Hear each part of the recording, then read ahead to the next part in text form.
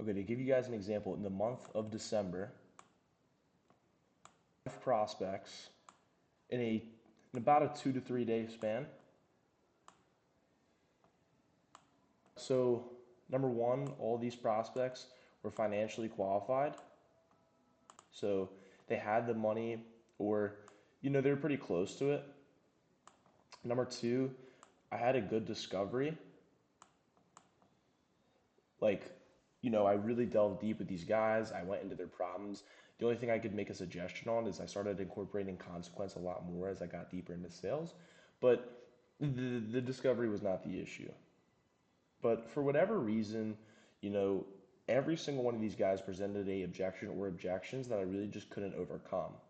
And now, so the biggest issue when that happens is I never close any of these guys because I never really set up any value into the follow up, right? None of these guys ever outreached me again except one, and it was literally to tell me that, like, because of his money situation, he just can't feasibly do it, and that was on me, right? Now, if you actually fast forward to the next week, I had 4 prospects in another 2 to 3 day span that, again, one, financially qualified. If anything, these guys had slightly worse income, and two, I had really good sales calls with them, right? So actually, initially, when that week was all said and done, I had only closed one out of those 4 on a PIF or on a one call close, leading to a 25%.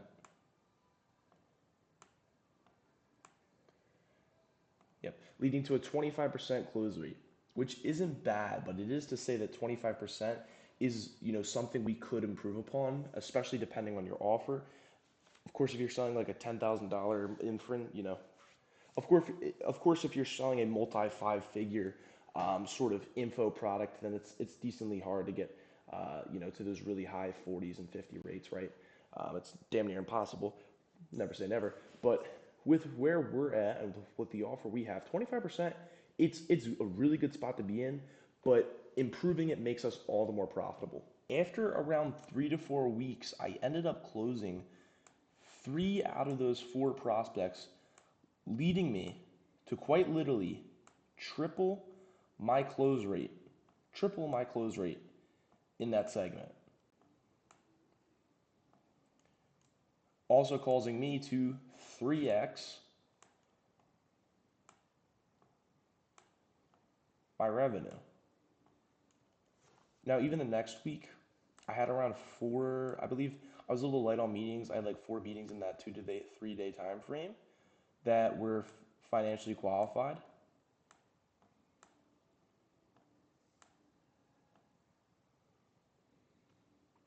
And in that initial week, I closed 0 out of 4 on any sort of PIF, leading to a, if you guys can do the math, 0%, leading to a 0% close rate. Now, fast forward 3 weeks later, and I actually closed one of those guys,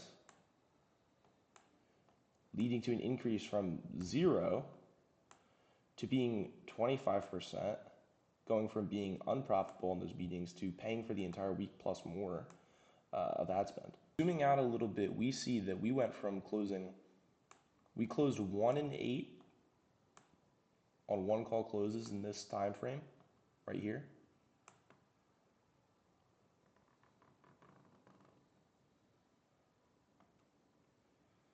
But through follow-ups, we were actually able to achieve a 50% close rate.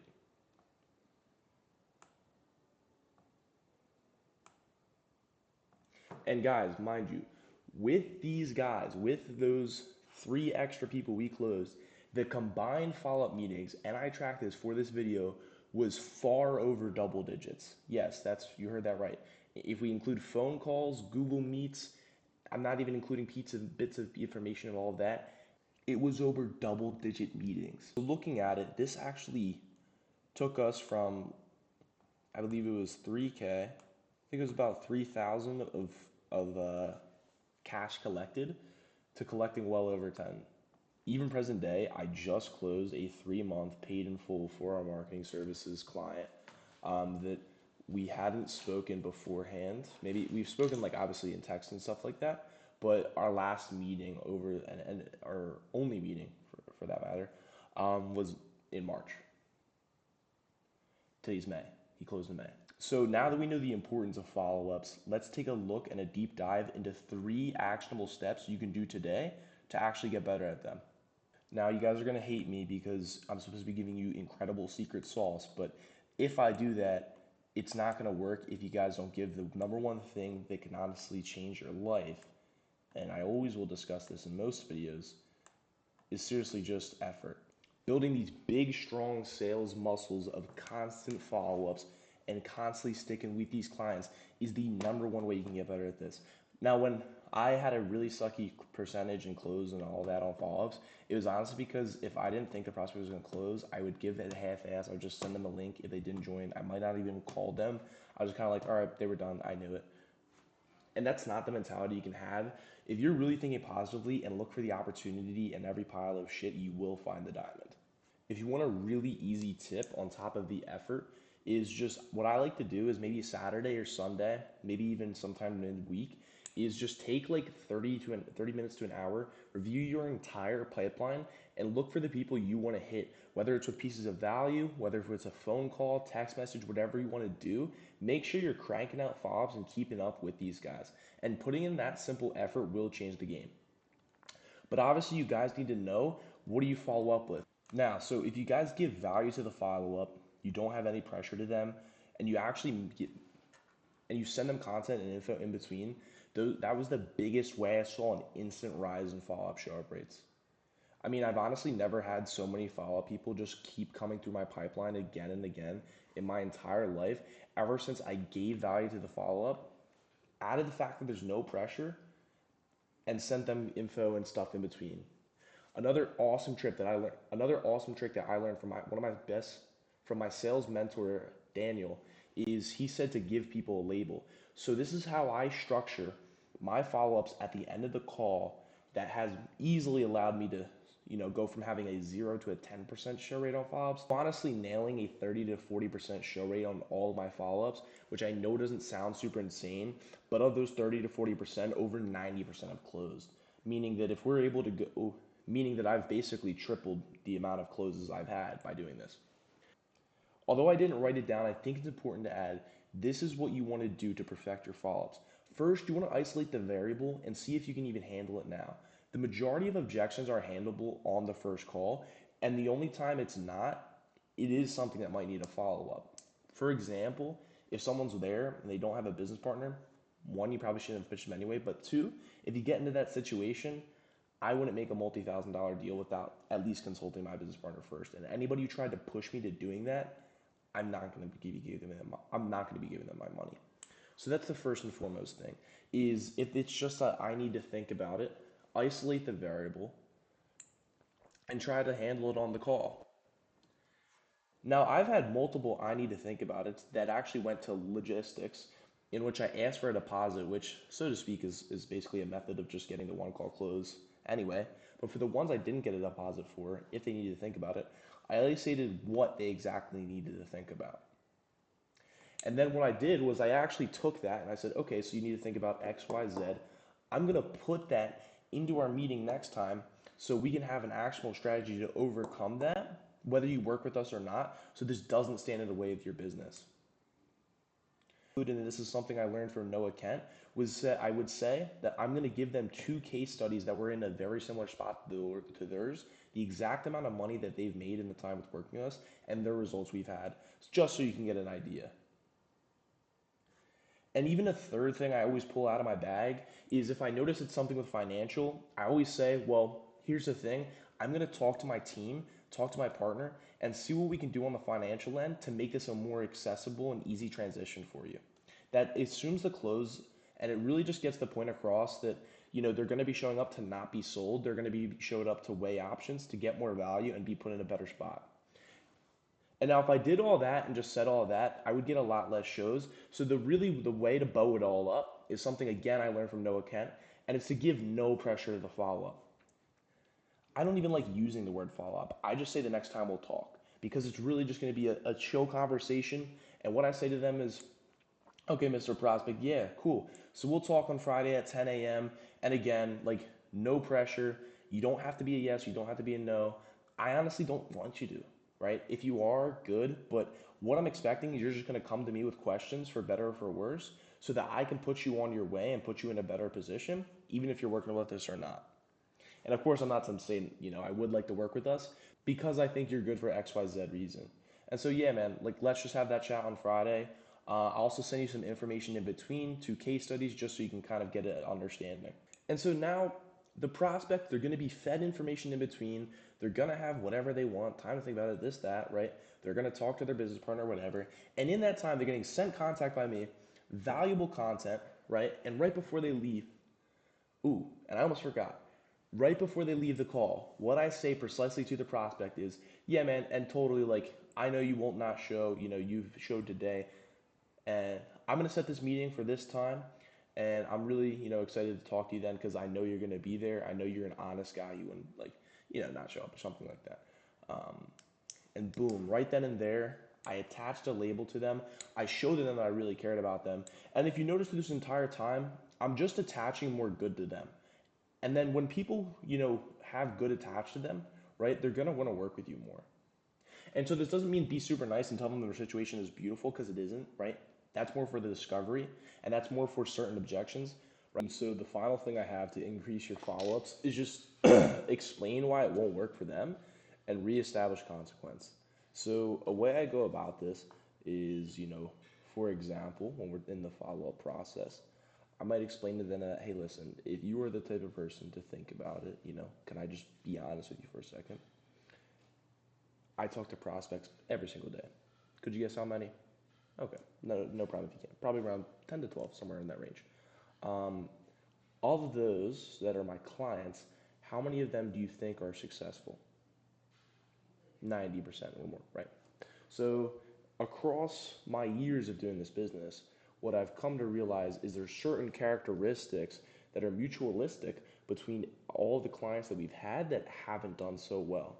And if I'm going to be brutally honest with you, if you want to get to X goal, the thing I notice with all of those is they have that same trait, right? The same trait of thinking about it, not because they actually need to do more information or research or something like that. All the utensils are provided. It's really just that fear of the unknown. And there's 2 types of people in this world. There's the people that understand that fear, right, but still take the leap and go off to have successful businesses because they understand that uncertainty actually builds them up rather than breaks them down. Or there's the person that has the same amount of fear and lets it crumble them, and it results in a business that's probably going to be stagnant for the next 5 to 10 years. So, is it fair to say that it would be immoral of me to have you come on and join our team and actually work with you, right? If I didn't think you were going to be successful? It would, right? So, how about this? Why don't what are you particularly looking for, or what is something that would help you titanium frame the floor, but make it so that it almost seems impossible to fail? And then boom. I noticed the vast majority of the time when someone doesn't close or doesn't even show up to a follow up, they just had way too much fear to begin with. They were a little bit too skeptical to begin with. And so you have to overcome that on that call or the follow up doesn't make sense. And this is the biggest thing is like the reason people no show follow ups is because we never peel back the layers to the true thing. And so that's another reason is when you explain why it won't work, hey man, listen, like, the only reason why it wouldn't work is, if you weren't closing. And can I be honest with you? Something I see with all the people that are really good at closing is they have these characteristic traits. You can bring it all the way back, right? So just something I do to almost filter people out is just explain why it won't work for them, right? Can I be honest with you for a second? Like, you know, if we can't let this fear get away. And then furthermore, to reestablish the consequence. Because if you're going to explain why them being so fearful would not get to the next level, then show them and put the mirror in front of them, so to speak, and show them, well, what has that fear actually caused for your business? So something I might say is literally that. I might say to the prospect, well, that level of fear that has prevented you, right? Because, is it fair to say that in the past that I need to think about it, that hesitancy, right? The lack of urgency has led you to the position your business is in today? Okay, it is, right? Or it's at least played a really large part. So what happens if 6 months down the road we think about it, we never take action, and that's the constant of it. And then boom. So right then and there, you can kind of push those people to wanting to make a decision more, potentially getting more one call closes, limiting the follow up for people. And realistically, some people will never get over the fear, and that's just something you have to realize as a closer is, and I'll get into this more with the bonus tips section, but some people are, they're just way too far off. Like I said, now this is just some bonus tips that are really imperative and can also play a part into the things I discussed before. Now, just so if you're really liking this and you're really liking the information I've given thus far and the value I've provided totally for free, well, I'll be honest, I'm not some charity. I'm not some charity. We actually have a free course in my link below. And basically in that course, it'll just give you all the tips and information you guys would need to be able to actually double your close rate, grow your business, get better as a closer, whatever you want to use the information for. All you have to do is sign up on Go High Level, right? The only software you need for your agency with our referral link, and you'll get private one-on-one coaching, actually two-on-one coaching, bada bing, bada boom, from me and my partner Caden. So you'll get the sales, you'll get the marketing, and you'll get the overall ability to take your business or your sales to the next level. All right, back into the video. And so some bonus tips I have for you guys is the biggest thing about this is actually in this time, I didn't start scheduling more follow-ups. I just started scheduling more follow-ups that were more high intent.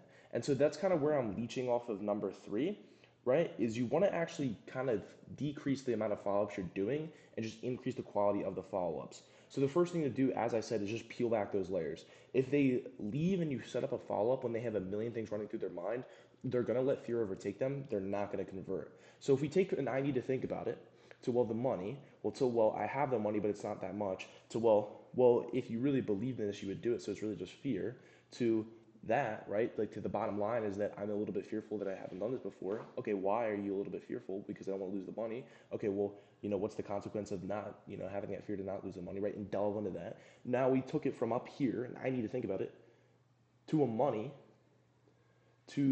non-logistical, to a fear, and like we're peeling the layers so that when we hop up on that call, there's like one thing to solve. You don't want to try to be fighting through pounds and pounds of horse shit when you can just get to the core of it, right?